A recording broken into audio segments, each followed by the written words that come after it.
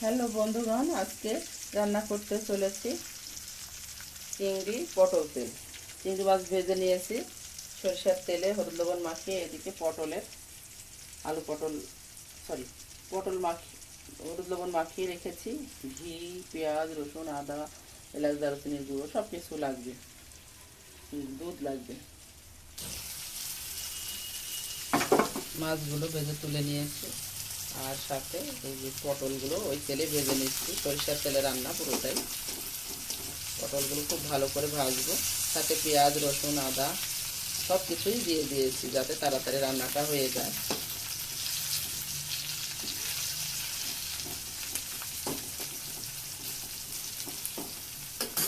তবে বেশি করে সুন্দর করে ভেজে ভাজা হিসেবেও খাওয়া যাবে।